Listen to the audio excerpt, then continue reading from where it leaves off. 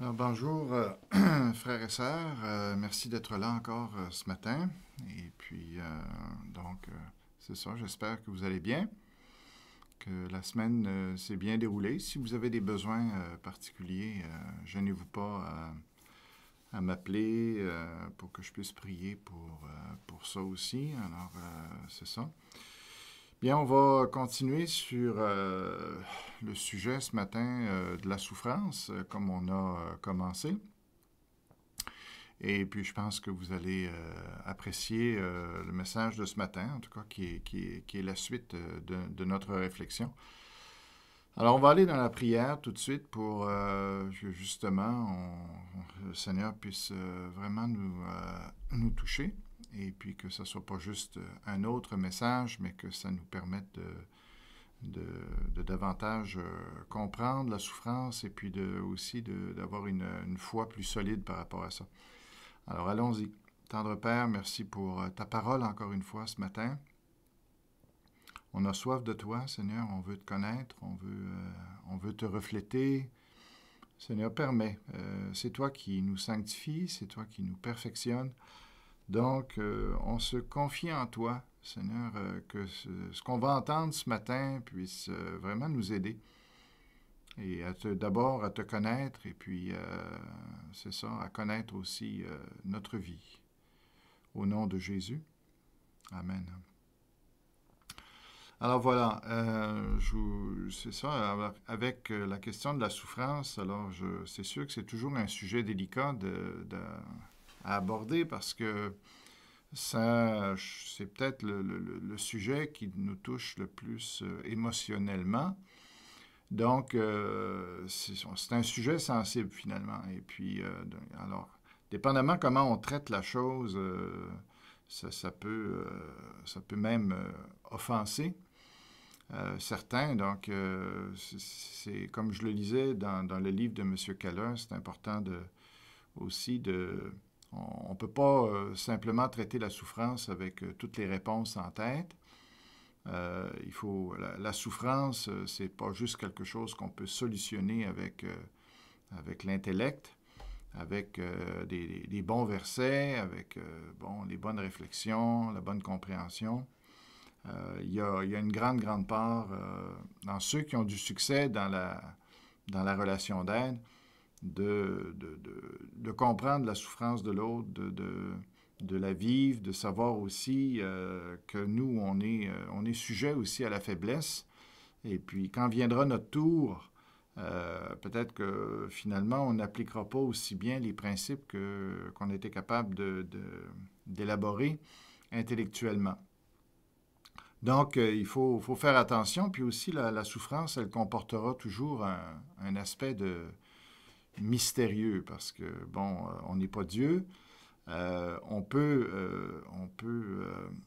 mentionner certaines, en tout cas, directions ou certaines lignes directrices qui nous aident à gérer la souffrance, puis de façon globale, en tout cas, de comprendre un peu ce qui se passe, mais dans les cas spécifiques, dans chaque cas de personne, eh bien, il faut faire bien attention parce qu'on ne sait pas dans le spécifique, dans le personnel, exactement qu'est-ce qui est en jeu, parce que c'est très complexe, là, toute la question des interactions qu'on a eues et puis les causes de notre souffrance. Donc, en tout cas, il faut avoir quand même beaucoup d'humilité dans ce sujet-là, puis dans la façon qu'on aborde les gens aussi avec leur souffrance. Donc, c'est important.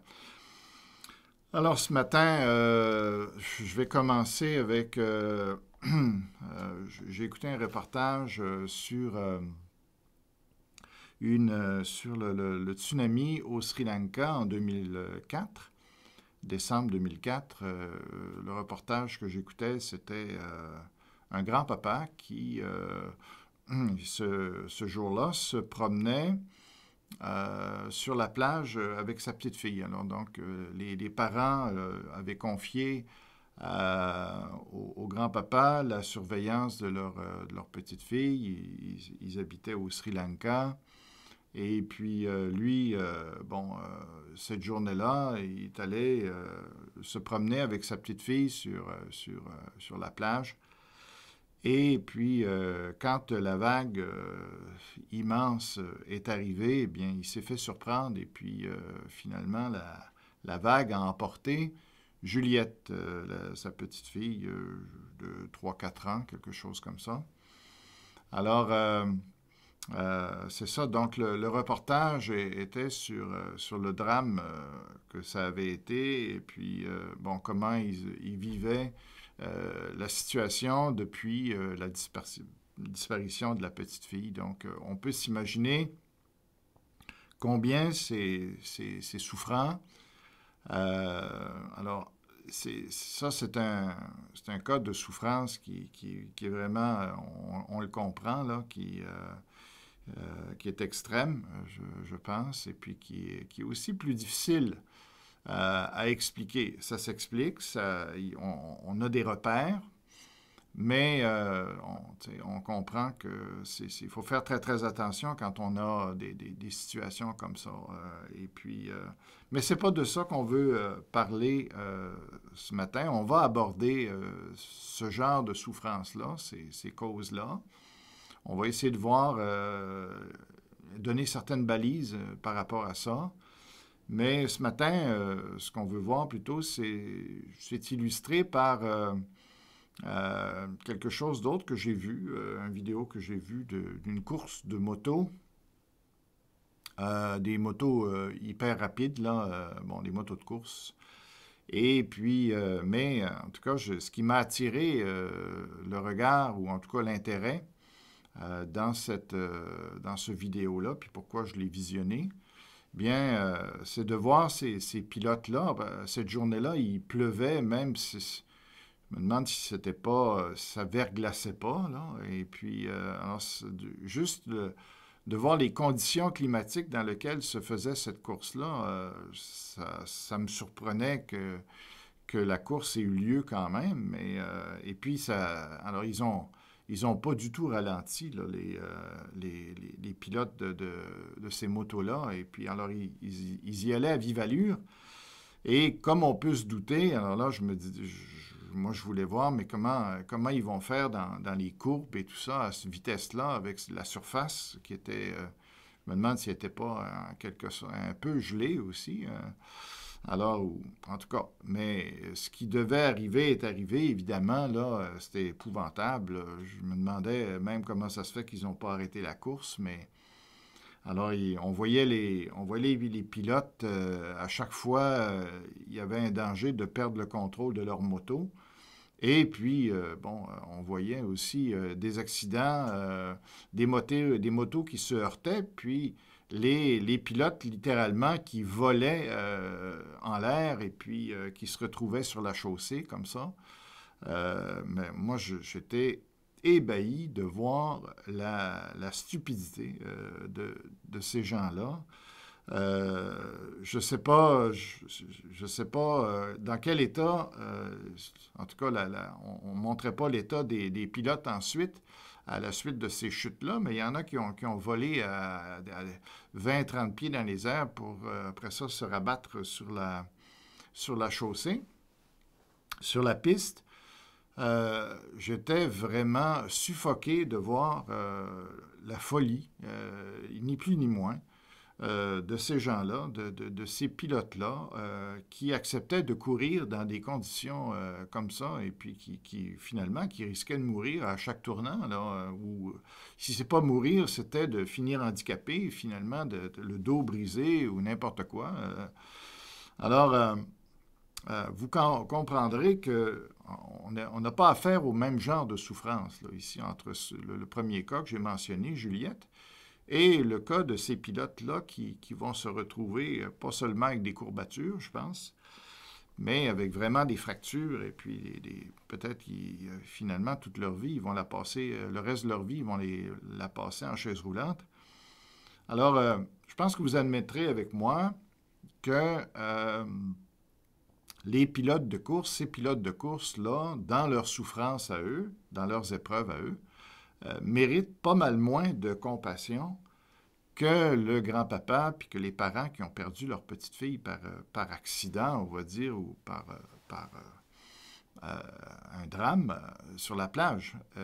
C'est ça. Alors, donc, le but de ces illustrations-là était de montrer qu'il y a des différentes formes de souffrance. Et puis, c'est important, quand on parle de ce sujet-là, de considérer, en tout cas, ces différences-là. Alors, la semaine passée, on a commencé par essayer d'aborder la souffrance de façon un peu plus macroscopique, si vous me permettez l'expression, plutôt que microscopique. Dans le sens que c'est sûr que quand on regarde les gens souffrir, pleurer, et puis gémir sur leur situation, si on regarde que ça, puis qu'on n'a pas une perspective plus large, ça fausse finalement la souffrance ou l'ampleur de la souffrance sur la Terre. Je pense qu'il faut regarder l'ensemble de ce qui se passe sur la Terre, l'ensemble de ce qui se passe dans nos vies. C'est ça que j'ai cherché à démontrer, que finalement, quand on a une vision un peu plus large de l'ensemble du portrait, bien, on s'aperçoit que finalement, la souffrance, elle est limitée puis elle est relative. On n'est pas toujours dans la souffrance. La plupart du temps, c'est plus le contraire que l'on a. On est en mesure de constater, je pense, quand on regarde dans l'ensemble, que finalement, Dieu est bon et que ce qui nous surprend, finalement, c'est quand on regarde comme ça la vie puis qu'on considère un peu l'ensemble, comme je vous invite à retourner au message de le réécouter, mais, eh bien, on réalise que finalement, Dieu, ce qui est surprenant, c'est plutôt le peu de souffrance qu'il y a quand on considère que Dieu est un Dieu saint, plutôt que, en tout cas, on sera en mesure de s'attendre à beaucoup plus de souffrance que ça. Et que finalement, ce qui nous surprend, c'est plutôt le si peu de souffrance que l'on constate par rapport à l'attitude des gens, par rapport à la conduite des hommes, bien souvent. Alors donc, ça, c'est important pour un peu dédouaner Dieu, même s'il n'a pas besoin de l'être, même s'il n'a pas besoin que finalement on fasse son avocat.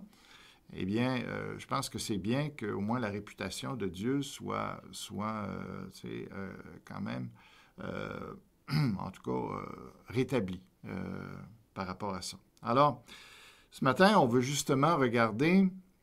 puis le titre du message, c'était Rendons à César ce qui est à César. Alors, pas tout à fait dans le sens que Jésus l'a mentionné, mais dans le sens de prendre conscience que beaucoup des souffrances qui sont sur la terre ne sont pas le fait de Dieu, mais sont le fait des hommes, de la conduite des hommes, comme on le voit avec l'illustration des motos ou de la course de moto.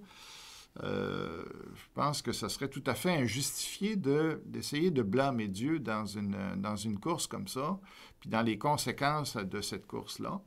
Et puis, le pilote qui se retrouve paralysé pour le reste de sa vie dans un lit ne peut pas, s'il réfléchit, ne peut pas s'en prendre à Dieu, puis de dire, écoute, comment ça se fait que tu as permis ça dans ma vie? Je pense que là, ça serait un peu facile. Alors, ce qu'on veut faire, c'est justement regarder la part qu'on a dans les souffrances aussi qui se vivent en général dans le monde. Okay? Et puis, on veut aussi, au travers de notre réflexion, on veut se poser une question, à savoir, est-ce que les non-croyants souffrent autant, plus, de la même manière que les croyants? Alors, ou l'inverse, est-ce que les croyants souffrent moins? Est-ce qu'ils souffrent de la même façon? Alors, ça, c'est intéressant comme question et on va examiner cette question-là. Puis aujourd'hui, bien justement, par rapport à la part de responsabilité qu'on a dans nos souffrances, est-ce que les croyants souffrent autant que les non-croyants? Et puis, voilà. Alors, on ne parle pas ici évidemment de ce qui se passe après la mort, parce que là, on sait qu'il va y avoir une nette distinction entre les croyants et les incroyants. Mais on parle d'ici-bas. Est-ce qu'on peut faire une distinction entre les croyants et de quelle manière il faut la faire? Donc, on va essayer de réfléchir à ça aussi. Alors, premier point qu'on veut voir, c'est ce qu'on constate aussi, c'est quand on regarde la souffrance, bien que beaucoup de souffrances sont le fait d'un manque de connaissances. Alors, bon, je prends l'exemple, par exemple, de l'hiver. Alors, donc, c'est le bon moment de le faire avec les températures extrêmes que l'on a, mais quand on a des températures de moins 30, moins 40, moins 50, bien,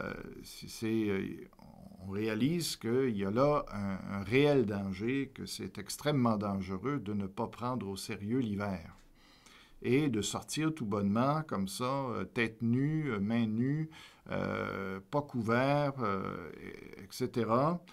Alors, c'est courir réellement au suicide, hein, parce que à ces températures-là, ça ne prend que quelques instants, quelques secondes, quelques minutes, tout au plus, pour finalement se ramasser avec des engelures, avec même des membres qui gèlent carrément et qui peut-être à un tel point que la gangrène va s'installer là-dedans, qu'il va falloir amputer et qui peut même, en tout cas, aller jusqu'à la mort. Hein.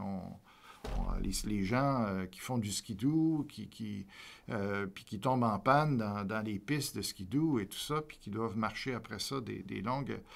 Donc, on a tous entendu parler des drames là, qui se sont déroulés même sur la Côte-Nord par rapport à des gens qui sont restés pris comme ça dans le bois et puis qui ont perdu leurs jambes. Alors, c'est horrible.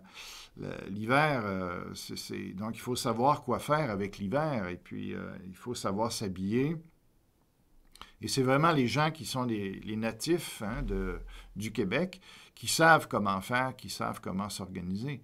Donc, on se souviendra que les premiers arrivants ici, les premières colonies françaises qui sont arrivées ici pour s'établir, bien, la plupart sont morts hein, parce qu'ils savaient pas, ils n'étaient pas bien préparés par rapport à l'hiver. Et puis, donc, l'hiver, c'est pas quelque chose on rit pas, là. C'est pas un sujet de rigolade. Il faut vraiment être sérieux avec ça, puis bien s'habiller. Alors, il y en a qui ont compris ça. C'est pour ça qu'il y a des kits. Ils sont sages. Et puis, quand ils voyagent entre les habitations ou les endroits d'habitation, eh bien, ils ont leur kit là, de bougies, de couverture et tout ça dans leur voiture parce que ils sont conscients que, bon, la mécanique, c'est de la mécanique. Et puis, alors, ils sont sages, ils sont connaissants parce qu'ils connaissent les conditions au Québec, en tout cas. Alors, mais c'est la même chose dans tous les pays. Finalement, quand on voyage, on se rend compte que si on ne connaît pas les lois des pays, moi je me souviens quand je débarquais en Hollande, puis que en tout cas les signaux routiers étaient complètement différents et tout ça, ben là, on est perdu. Donc, puis évidemment, ça peut être dangereux. Donc, il faut savoir ce qu'on fait quand on va dans un autre pays. Donc, il faut avoir la connaissance du pays, des lois, des pratiques et tout ça. Alors, c'est vrai dans tous les pays. C'est vrai en Afrique, c'est vrai en Amazonie, c'est vrai en Haïti. Hein? Si on va en Amazonie et puis qu'on part comme ça dans la jungle, alors, évidemment, à chaque pas, probablement que c'est un danger. Il y a tellement les conditions sont tellement différentes des nôtres, il y a tellement d'animaux qu'on ne connaît pas, de serpents ou n'importe quoi. Alors, il faut savoir, on ne s'aventure pas comme ça, là, parce qu'on va en mourir. Et puis, moi, je me souviens, lorsque je suis allé en Haïti, eh bien, j'ai fait des erreurs parce que je ne connaissais pas conditions de vie, je ne connaissais pas le pays en tant que tel, puis je me souviens de me promener comme j'ai l'habitude de faire, de me promener, de marcher, puis de prier en même temps, puis en même temps, j'aime bien regarder, tu sais, puis voir, découvrir et tout ça. Alors, j'aime bien marcher comme ça, et puis...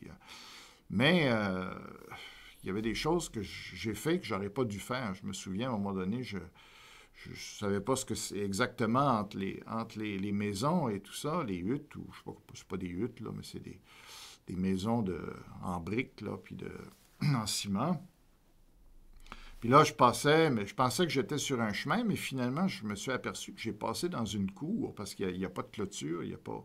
Fait que je passe dans une cour comme ça, puis là, je me suis retrouvé au milieu d'une gang de chiens, une bande de chiens. Puis les chiens là-bas, c'est pas les chiens d'ici. Ils sont voraces, ils sont brigands et ils sont méchants aussi. Et puis là, je me suis retrouvé à ce moment-là avec 5-6 chiens autour de moi, comme ça, qui me grognaient dessus, puis qui étaient vraiment menaçants. Heureusement, il y a une dame qui était à l'intérieur de la maison, qui a entendu les chiens, en tout cas, qui étaient énervés. Et donc, elle est sortie, puis là, elle a pris le contrôle de la situation, mais j'étais vraiment mal pris parce que j'aurais pu me faire mordre avec ces chiens-là, et ils étaient vraiment pas sympathiques. Donc, c'est un exemple pour montrer que la connaissance, c'est important quand on veut s'éviter de la souffrance. C'est ça. Alors, je pourrais donner bien d'autres cas. On se souviendra aussi de la fameuse Québécoise Édith Blais, qui était partie, si je ne me trompe pas, au Burkina Faso, et puis en voyage comme ça avec son copain, en auto et tout ça, puis finalement, qui ont été enlevés, puis on ne savait même pas, pendant plusieurs mois, on ne savait même pas s'ils étaient morts ou qu'est-ce qui était arrivé exactement avec eux. Donc, j'imagine qu'eux pourraient en parler très, très bien sur l'importance de connaître les situations avant de s'aventurer. Puis ça, c'est valable dans n'importe quel domaine de la vie. Hein? Alors, les psaumes, comme je vous ai dit, je ne fais pas mon étude en fonction de toute la Bible, c'est trop considérable pour moi. Alors, mais je me suis concentré sur qu'est-ce que les psaumes disent de la souffrance. Et puis, donc, je vous lis le psaume 19 qui dit ceci. De 19, verset 8. Ça dit, « La loi de l'Éternel est parfaite, elle donne du réconfort, le témoignage de l'Éternel est vrai, il rend sage celui qui manque d'expérience. » Alors, l'expérience, ben, c'est la connaissance aussi.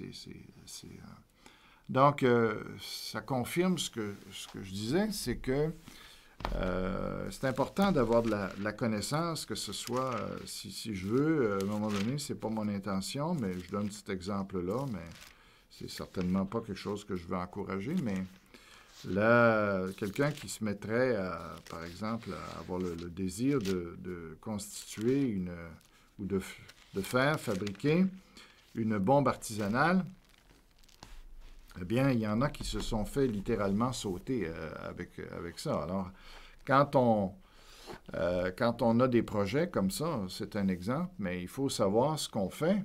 Il faut avoir de la connaissance, et c'est vrai dans n'importe quel domaine. Alors, dans le psaume 119, verset 24, ça dit « Tes instructions font mon plaisir, ce sont mes conseillères. » Donc, quand on parle de conseils, on parle aussi de connaissances. Alors, on a besoin de connaissances dans notre vie. On a besoin de gens qui sont connaissants, qui peuvent nous conseiller, qui peuvent nous aider. Et ça va nous éviter beaucoup de souffrances, beaucoup de problèmes. Alors, mais si on ne tient pas compte de la connaissance, de l'information, qu'on ne sait pas comment les choses fonctionnent, eh bien, il y a plein de vidéos qu'on voit sur YouTube ou ailleurs qui montrent que des gens se font surprendre et puis, alors, ils ont des accidents, ils ont des brûlures, ils ont toutes sortes de choses qui leur arrivent parce que ils ne savent pas trop comment les choses marchent et puis ils se risquent quand même. Donc, alors, on a une part, une responsabilité de, justement, de s'assurer qu'on connaît ce qu'on est en train de faire. Deuxième point pour ce qui est de la souffrance, la part de souffrance que nous, on a, en tout cas, de responsabilité, c'est le manque de sagesse, la souffrance par manque de sagesse. Alors, la connaissance n'est pas suffisant. Et être sage, c'est pas simplement avoir de la connaissance. Bon, ça prend, pour être sage, ça prend de la connaissance, parce qu'elle repose sur quelque chose, la connaissance, mais aussi, mais il faut savoir que connaissance et sagesse, ce ne sont pas des synonymes. La sagesse va plus loin que la simple connaissance, et la sagesse, c'est de savoir comment utiliser la connaissance ou les connaissances de façon adéquate. Alors, il ne suffit pas pour un artisan d'avoir un atelier qui a tous les outils qu'il faut pour faire le travail qu'il veut faire, pour travailler le bois. Le fait d'avoir les outils, puis d'avoir l'emplacement, ça ne suffit pas. Il faut savoir comment utiliser chacun des outils. Puis là, c'est ça de la sagesse, finalement, c'est de savoir comment utiliser les choses, comment utiliser la connaissance. Alors, et c'est à ce niveau-là que aussi on génère beaucoup de souffrance parce que ça demande, la sagesse demande de l'humilité et de la soumission aussi. Parce que, évidemment, on ne sait pas tout, on ne connaît pas tout. Chacun de nous, on a une connaissance qui est limitée, on a une expérience limitée, donc on a besoin de l'expérience des autres, on a besoin des conseils des autres, et puis donc on ne se suffit pas à nous-mêmes, et c'est là que c'est important d'avoir de l'humilité. La Bible nous encourage à l'humilité. L'humilité, c'est de considérer les autres comme étant utiles, nécessaires. Alors, et il faut aussi, une fois qu'on a pris conseil auprès des gens qui sont plus connaissants que nous, eh bien, là, après ça, il faut de la soumission. Parce que, bon, l'orgueil se prolonge jusque-là où, finalement, on peut ne pas tenir compte des conseils qui nous sont donnés. Et là, on se ramasse avec toutes sortes de problèmes, pas parce qu'il y a un manque de connaissance, mais parce qu'il y a un manque de sagesse, un manque de soumission, un manque d'humilité. Donc, on a besoin de... Et la Bible, dans ce sens-là, est extrêmement utile parce qu'elle nous dit, hein, il est bon, les psaumes disent ça, justement, il m'est bon d'être humilié. Donc, si on veut éviter tout un tas de problèmes, l'humilité, la soumission va être très, très utile dans ce sens-là.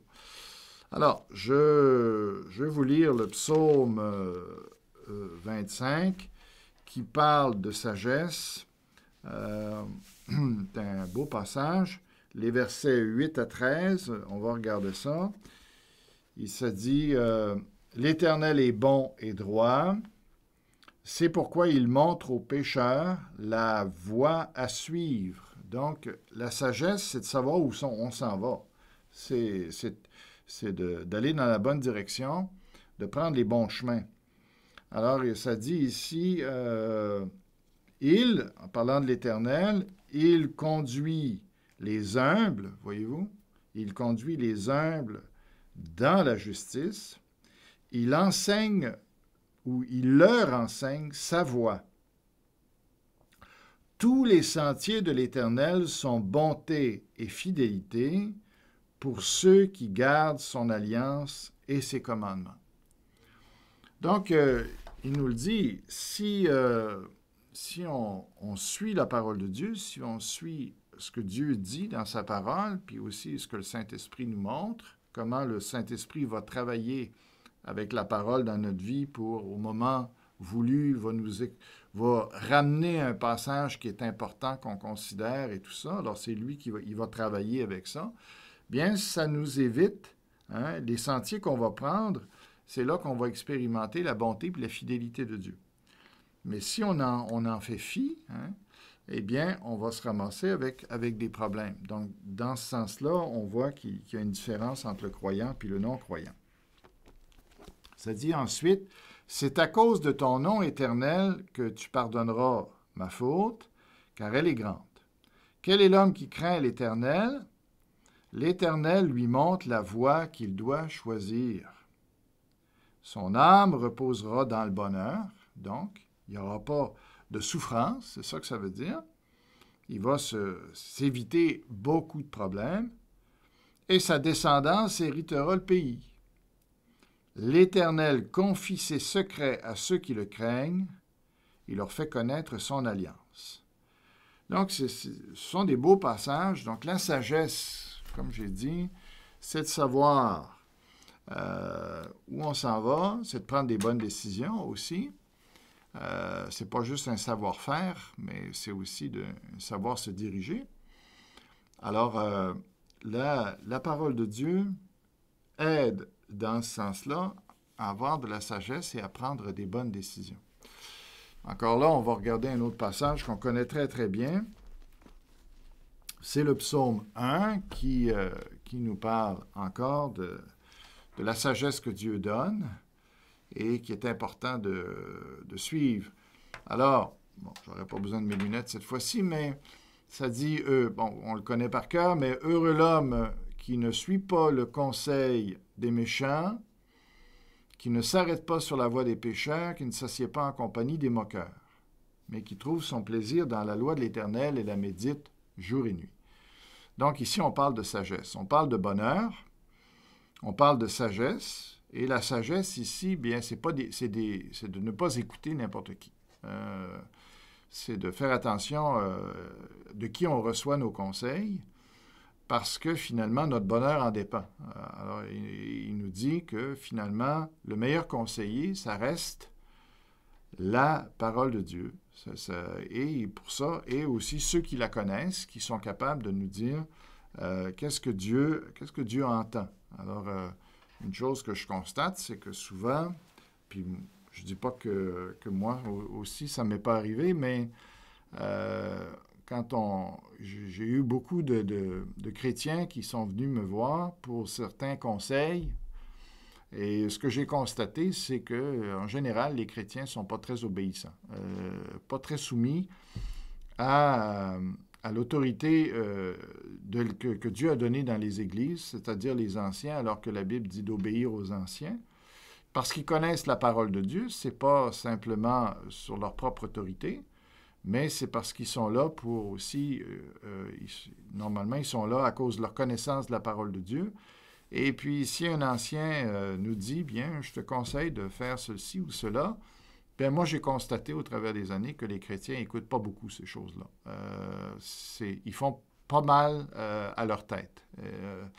Alors, c'est malheureux, parce que ici, le passage dit que alors qu'il trouve son plaisir dans la loi de l'Éternel, la médite jour et nuit, mais de quelle manière ici est-ce que la parole va nous donner la sagesse? Est-ce que c'est simplement le fait de la lire et puis que ça nous fait du bien et ça nous transforme intérieurement?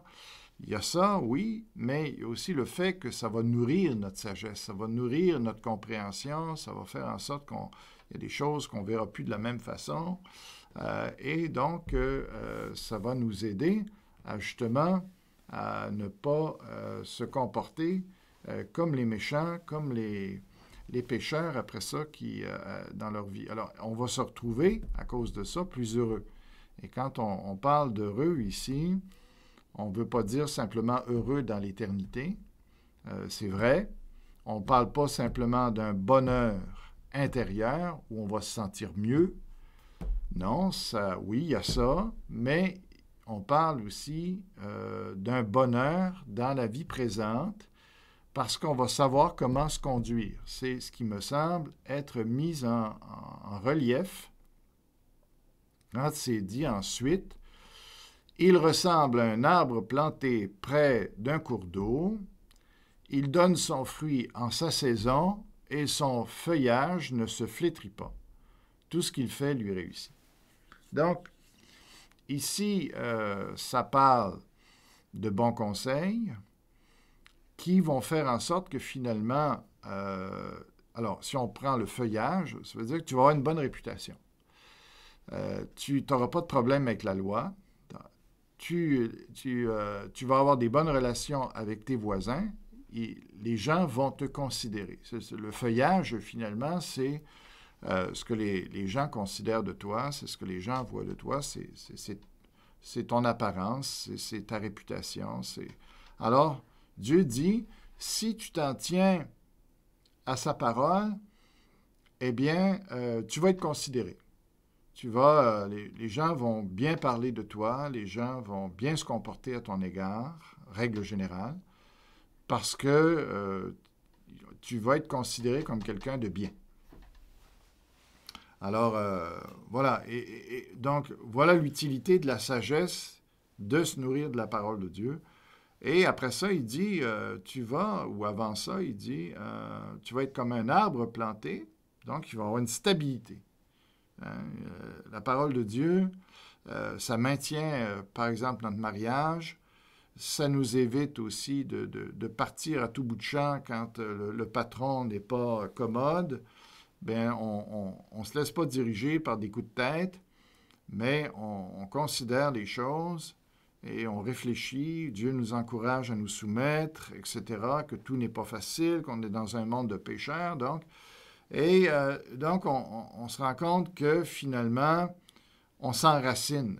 Un chrétien, c'est quelqu'un qui s'enracine. C'est quelqu'un qui, finalement, n'est pas comme le méchant, qui est comme une balle au vent, ou la paille qui est emportée par le vent, qui est complètement instable, qui se laisse diriger par ses émotions, qui, finalement, change d'idée comme il change de chemise, qui change de projet et au lieu de persévérer dans des choses qui sont bien, de passer au travers des difficultés, d'attendre que Dieu nous montre finalement quand il y a un changement majeur dans notre vie à faire, bien de s'attendre à ce que Dieu va nous montrer au lieu de courir comme ça après le trouble. Alors, on voit ici un chrétien qui prend la sagesse de la parole de Dieu, c'est quelqu'un qui va s'enraciner, quelqu'un qui va être stable dans sa vie, qui va être capable de bâtir quelque chose. Sinon, tu ne peux pas porter de fruits. Si tu n'es pas enraciné dans la terre, si tu ne prends pas le temps de te nourrir, si tu ne prends pas le temps d'aller chercher ce que tu as besoin, ça prend du temps pour bâtir des choses, que ce soit une entreprise, que ce soit une famille, que ce soit un couple, etc. Ça prend du temps d'investissement. Et les fruits qui vont en sortir, bien, c'est toutes ces bonnes actions-là, finalement, qui vont aider les gens, les bontés qu'on va faire, les biens qu'on va faire, le sourire qu'on va donner, la paix qu'on va refléter, la joie. Ça va faire du bien. Hein? L'arbre, par ses fruits, il fait du bien, il nourrit. Alors, notre vie ne sera pas simplement belle, mais elle va être bonne avec la parole de Dieu, dans le sens qu'on va continuellement être une bénédiction pour les gens qui nous entourent parce qu'on sait se comporter. On sait comment agir, comment être bon avec ceux qui nous entourent. C'est ça que la parole de Dieu fait. Et celui qui n'est pas sage, ben lui, il est comme le méchant, là, et qui finalement est emporté, qui ne bâtit rien, qui est totalement instable, qui change de job dès qu'il y a une contrariété, qui est jamais satisfait, qui essaye toutes sortes d'affaires, et finalement, il perd ses amis, il perd les gens qui l'aiment, il perd son épouse, alors, et ses enfants, et ça, il lui reste rien, il est emporté. Alors, c'est malheureux, mais c'est pour ça que c'est bien important de s'attacher à la parole de Dieu. Hein? Alors, puis il dit, en effet, l'Éternel connaît la voie des justes, mais la voie des méchants mène à la ruine. Même avant, j'ai oublié de dire que tout ce qu'il fait lui réussit. C'est quand même extraordinaire. Hein? Dieu permet ça ou promet ça. Tout ce qu'il fait lui réussit. Ça ne veut pas dire que Dieu va vouloir qu'on soit millionnaire, mais les conseils de la parole de Dieu sont tellement sages, sont tellement bons, que quand on les met en pratique, ça ne peut que donner que du bon. C'est clair comme ça. On va être capable de bien gérer nos émotions, on va être capable de savoir comment traiter les autres, les finances, la qualité du travail, etc., etc. Donc, on ne peut que bénéficier de cette sagesse-là. Voilà. Alors, donc, ça, c'est pour le psaume 1. La troisième chose que je voudrais mentionner, c'est la souffrance par manque de considération. Donc, parce que, finalement, Dieu n'est pas premièrement préoccupé qu'on sache comment manœuvrer un marteau, une scie, une auto, n'importe quoi, un avion. Ce qui, lui, le préoccupe davantage, c'est qu'on considère les gens. C'est par rapport aux gens qu'il faut savoir se comporter, parce que la plupart de nos souffrances vont être de cet ordre-là. Alors, la plupart de nos souffrances ne sont pas dues au hasard, ne sont pas dues à des jugements divins, ne sont pas dues à l'hérédité, mais c'est dû à des problèmes qu'on a relationnels. Et puis qu'on ne sait pas trop comment, des fois, s'y prendre avec les autres. Si on n'agit pas bien, eh bien, ça va nous revenir dessus. C'est la loi du boomerang. Si on est méchant avec les autres, si on n'est pas souriant avec les autres, ils ne seront pas souriants avec nous non plus, etc. Si on n'est pas généreux avec les gens, ils ne seront pas généreux avec nous. Il y a une loi comme ça du retour qui est infaillible la plupart du temps, à moins que les gens soient touchés par Dieu pour rendre la grâce pour la méchanceté, mais ce n'est pas généralement ce qu'on va trouver. Donc Dieu nous a donné une conscience pour justement, c'est un système d'alarme, hein, comme la douleur est un système d'alarme dans notre corps qui nous dit « Oh, oh, arrête, tu vas te faire des dommages. Ce que tu es en train de faire, c'est en train de détruire ton corps. » Donc, la douleur, un bon côté dans notre vie, c'est de nous arrêter, nous dire, oups, retire ton doigt, retire ta main, va pas dans cette direction-là. Et la conscience nous a été donnée pour nous avertir que continue pas dans cette direction-là parce que tu vas avoir des problèmes avec telle ou telle personne. Et toute la loi est basée sur justement cette idée de bien traiter les autres, que ce soit de ne pas les voler, que ce soit de ne pas leur mentir, que ce soit de ne pas tuer, de ne pas les insulter. Donc, si on se comporte bien avec les autres, eh bien, on va minimiser le nombre de souffrances qu'on va avoir. Alors, si je regarde, par exemple, le psaume 7, verset 15, le méchant prépare le mal, il conçoit la misère et il accouche de la fausseté. Il ouvre une fosse, il la creuse, mais il tombe dans le trou qu'il a fait. Ça lui revient dessus.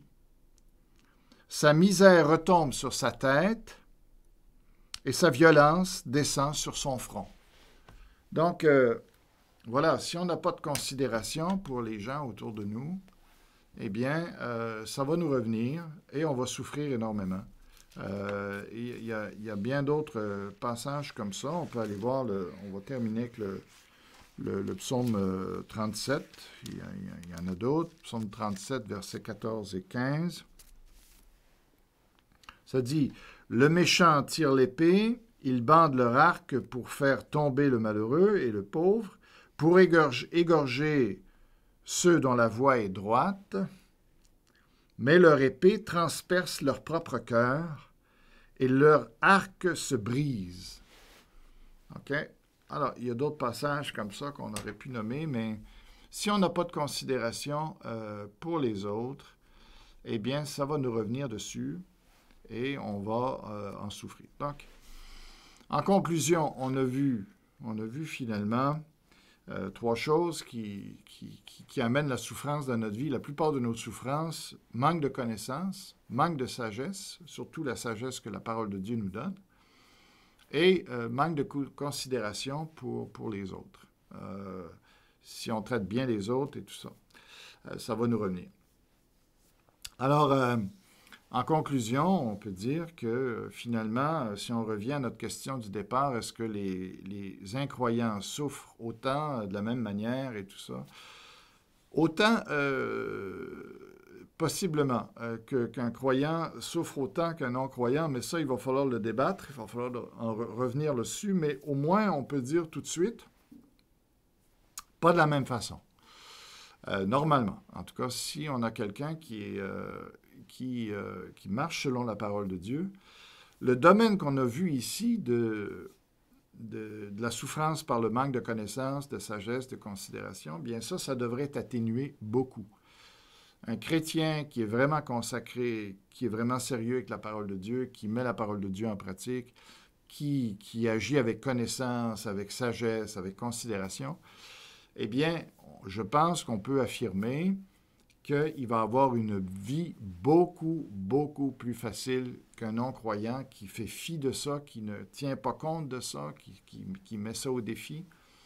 Alors, il y a beaucoup, beaucoup, beaucoup de souffrances qu'un croyant n'aura pas par rapport à un non-croyant. Cet aspect-là, je pense que ça, on peut le dire, on peut l'affirmer très, très, très, très clairement. Alors, c'est un encouragement.